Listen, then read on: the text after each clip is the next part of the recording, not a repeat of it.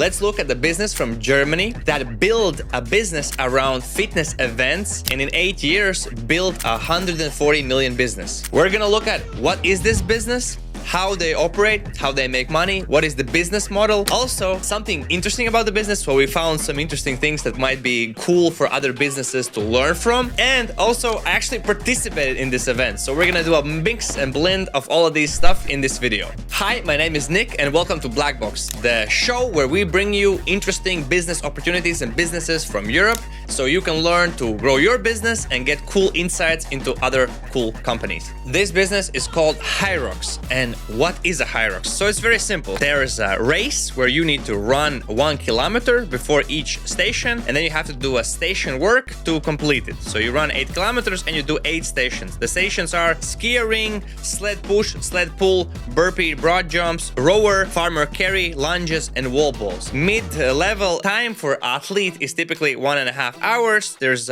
10 race divisions, and there are 10 age divisions from 16 years old to 70 years old. There's no caps for time and there's no qualification, but there are multiple kind of types of groups you can participate. So there's a pro, standard, and then there's a different one, but the pro is a little bit like heavier on the wall balls, heavier on the movements, and I personally finished the race in the sport division in 1 hour and 17. Before we jump into the business strategies, I wanted to show you quickly how Hyrox has grown by these years. So here you can see a graph how many participants were joining them every year. So you can see it's like right now it's actually blowing up. It's getting very popular, very famous, because here in Riga, where I'm located in, I was shocked that it got sold out so quickly. So it had 3,000 participants, and I was shocked by the fact that Latvian participants, because it happens in Riga, were not the majority. So the majority was actually from United Kingdom that came to here in Riga to participate, right? So this is the participants, and here you can see actually how many events they did, some participants, how many countries, which countries, and you can see how they're expanding and growing right now very dramatically. And then Hyrox didn't actually join like a gym. So it's not like a gym. It's a different category, which are, I think, they're the main name, how I will call them, they're fitness events. And in this fitness event industry, so here you can see, so we did some research about what are some brands which you might know. So you might know CrossFit. So that is also a big one. You might know Spartan race, right? Which is an outdoor obstacle course racing, similar to like a mud race with some obstacles and running.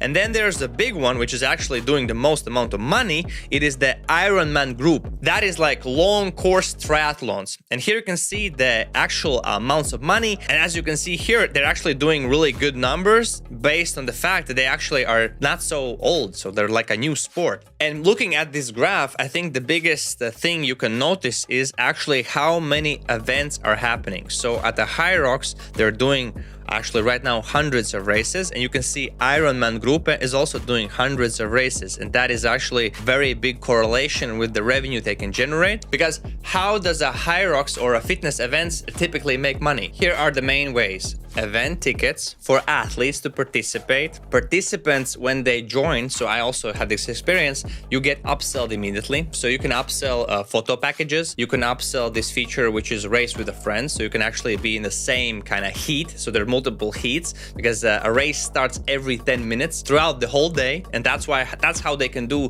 thousands of participants in one day. Then they make money from affiliated gyms that pay a small monthly payment around $90 for being using the Hyrox brand in their gym. So they could be saying, hey, we have a Hyrox training facility where we have trainers that can train you. They also sell certifications for these people so you can become a Hyrox trainer, so you can actually kind of promote your gym, get more clients, customers for yourself, and that's one revenue stream for them as well. And of course, merchandising, so selling merch. Cool thing they did before the race, they send me emails how to prepare for the race, and always there are links to their website where you can buy merchandise. When you go into the venue, there also was a store immediately there where you can buy specifically Hyrox merch stuff, also fitness equipment that they sell. that was how they make money. But how do they actually scale to multiple locations with these event fitness businesses? It's actually really interesting. So they have 9 custom-built trucks to have all of the equipment,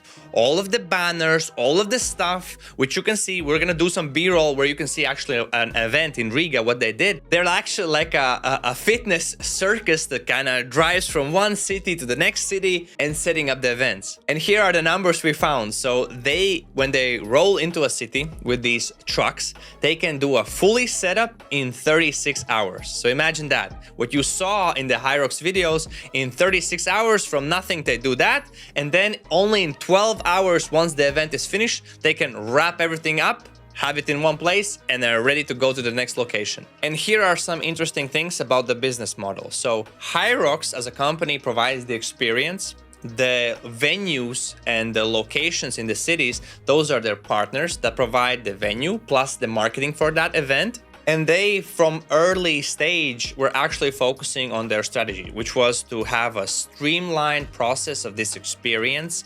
And they produced one product. So it's like one product, it's like one type of event. Of course, it has multiple divisions. There's the woman race, men race, a pair race, people with disability races, so multiple types, but it's just like one specific product. And then they just repeat it everywhere. So that is a cool idea, which we could use as business owners. Hey, what is my main product? How can I streamline it, make it perfect, make the experience, voila. Second, it's actually looking at your market and thinking, hey, is there maybe a market which is underserved? So for example, when you looked at the competition which I was showing you in the fitness event industry, so there's CrossFit, which requires a lot of skill to do the movements such as snatching, such as clean and jerks, or rope climbs, or muscle ups. It's actually pretty difficult to do that. I'm like doing CrossFit now for 4 or 5 months, so I can tell you it's not so easy. Or doing double unders with a rope, let me tell you, not easy. And then there's like the Ironman events, which are like long triathlons. It's actually, the extreme level is here, but they were looking, okay, the bottom is just a gym. So you just go to a gym, that's like the bottom level. So they were kind of focusing on the middle, which would be challenging for people, which would be interesting for most people, and most people can do it. And that is true, because most people, I think everybody can do it, because there's no time cap. You can finish the race in like 2 hours, 2.5 hours, even maybe 3 hours, right?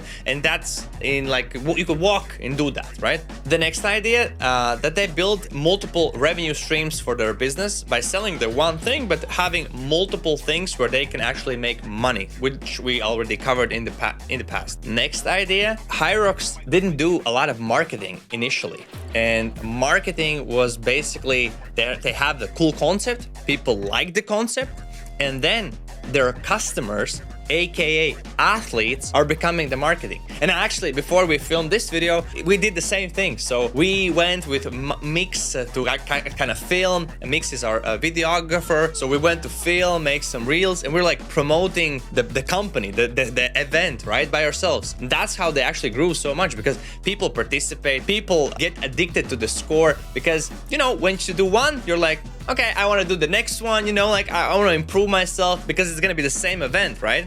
In a CrossFit competition, like you never know what you're going to do, because every event is completely different. So that's a cool thing. And every athlete is like a promotion machine. So they're always going to post it on social media. They're always going to show it. And also they have this cool thing that once you finish the race, your score immediately gets displayed on a big screen. And then there's a specific place where you would make photos, right? Where you make photos. It's like their own background, which you can see. There's a big screen, like a big TV with your score, and you always make photos there. The next strategy, which I liked, is that once you have established a brand that people kind of, oh, that's something new, interesting. Let's say Hyrox. It's like what's Hyrox? That's something new. It's actually a cool thing when you promote that to gyms who have people. Actually, the gym business in reality is very tough business, because you're having a gym, you don't have anything unique about yourself, you're not differentiating yourself, and it might be tough in a big city to actually get clients, because, you know, there's like hundreds of gyms. So it helps for the gyms to have something to uniquely position them as a Hyrox gym. That way they can use the Hyrox name, the people who are interested in that, who like that kind of feeling, that kind of thing for the competition, but maybe they're not like super skilled in some movements, which like CrossFitters need to be super skilled to kind of do it. That's a good way for them to get more customers. And for the Hyrox business, it is a nice thing to kind of sell more these affiliates, these members, to make recurring revenue for the business, to make it more stable. And the last strategy which I wanted to touch is building a community type of environment. The founder from Germany also was talking about this a lot in the interviews I saw with him. So they were always focusing on having this cool community vibe. And from personal experience, so I was going many times to like a typical gym, and there's like you just have some friends, you know, and then maybe you're talking with them. But then I started to go to a CrossFit gym, and that feeling is insane. So everybody is always doing you high fives. Everybody does that when they finish the workout. Everybody, when you go out of the shower, when you go outside of the locker, when you kind of dressing room, everybody's always saying goodbye. And that is typically not happening in a gym, especially not in Latvia, right? In maybe Germany, Netherlands, these kind of countries from the west side, maybe it's more typical, but here in the East, Europe, it's not typical, definitely not. And I think that is also driving good word of mouth and this kind of stickiness to people to actually participate, because there's some statistics that show that if you participate once, you are more likely to do approximately 2.4 events per year. So that is a consistent stream of revenue. By the way, how much does it cost to get one ticket to a Hyrox event? So I spend around 160 euros to participate in this event. I think the price is from 100 euros to 140 euros. And then there are some upsells, such as said photos, race with a friend, and some other things which they upsell you after you sign up. And lastly, my own personal experience with the event. So you might probably seen some videos from the event. It was actually more hard than I expected. I was planning to do my running at a steady pace, which didn't happen. So I was running fast initially, and then once you do the burpee jumps, which is like you do a burpee and then you jump, after that my legs were full of blood and not so quick no more. So my time also dropped. But the things that I really enjoyed once we get to the venue, so I really enjoyed that they have a separate room where you could test the equipment. So I had never done this rope pulling thing, so that was completely new for me, and it was cool that I could have this opportunity to kind of test it before.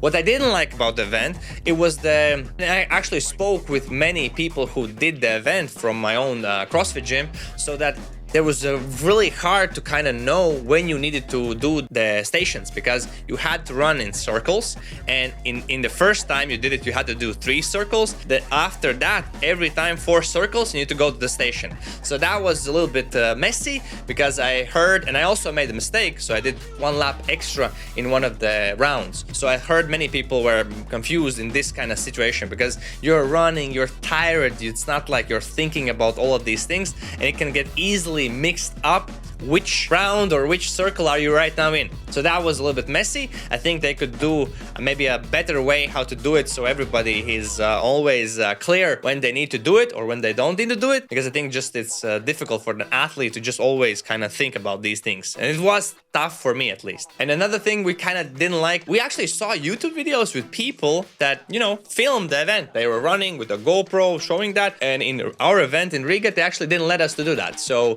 Mix was always on the side filming, and they were also having, so we did something that I guess it was allowed, wasn't allowed. So it was like we had the microphone here, and at every station, I think in maybe 2 of them, they didn't notice it. So every station they were like, hey, why do you have a microphone? And I was like, they let us keep it, because they actually did, because we asked it, and then the staff didn't know about that. So that was a little bit confusing, and it didn't let us do the GoPro. So we wanted to do maybe the first round when I was running just with this, so you know, so the video could be more kind of interesting for the audience. And that's it for today.